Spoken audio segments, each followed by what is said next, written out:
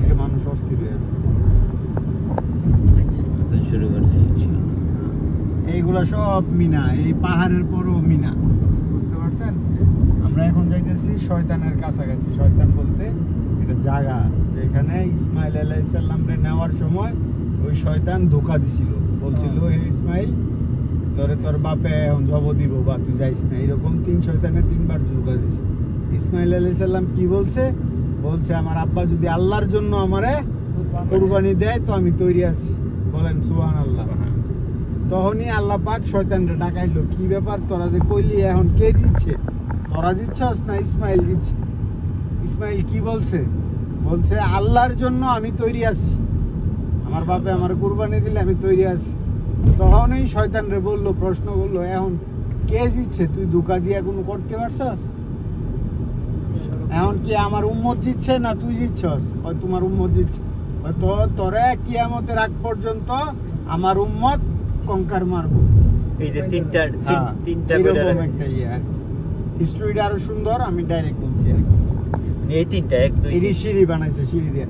এগুলা প্রথম মাঠের মতন যখন হাজিরা মাইরা লক্ষ লক্ষ মানুষ মারতে যায়, যারা বয়স্ক মানুষ আস্তে আস্তে যাওয়া আসায় ঘর্ষণে যে তলে পড়তো, হ্যাঁ এই মারা যেত, তখন কি বাংলাদেশের এক সায়েন্টিস্ট এই বিল্ডিং সিঁড়ি বানাই দিছে।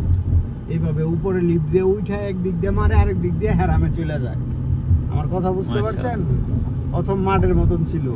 শয়তানটা যখন আপনি মারতেছেন, মাইরা আউন লাগবো না?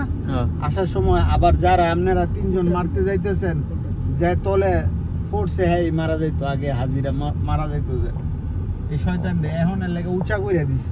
এই যে এটা হচ্ছে বড় শয়তানের ঘর, এই যে এটা দ্বিতীয় শয়তানের ঘর। ওই যে গোল বানায় যেগুলো, হ্যাঁ ফ্যান ঘুরতেছে, যে ওই যে একটা দুইটা, 1 2 3 আর ওই পাশে বুঝে উপরে রাখা। হ্যাঁ মাইরা এই যে এই রাস্তা দিয়া হেরামের দিকে হাইটা জায়গা উপর দিয়া, মানে এখন আর মানুষ মরে না, বুঝছেন? আগে এমন ফ্ল্যাট ছিল, মাঠের মতন ছিল।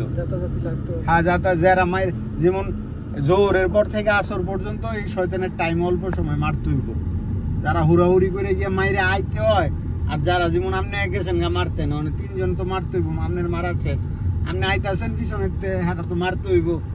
এই জাতাজাতি লেগে মানুষের স্রোত তো সবচেয়ে শক্তিশালী স্রোত, যে তলে পড়ছে এই মারা যাইতো, আর বেশিরভাগ তো মুরব্বী হয়, বুঝছেন? শয়তানরে পাথর বানায় রাখছে। এই যে এটা শুধু শয়তান পাথর বলতে একটা জায়গা আর কি, ঢিল ফালায় এই ছাতিটার ভিতরে, আর এটি সিঁড়ি বানাই দিছে।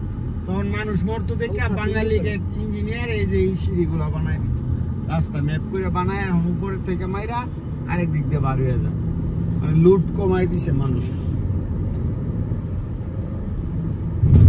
এগুলা সব বন্ধ, এটি হজের মধ্যে খুলবো, বুঝছেন?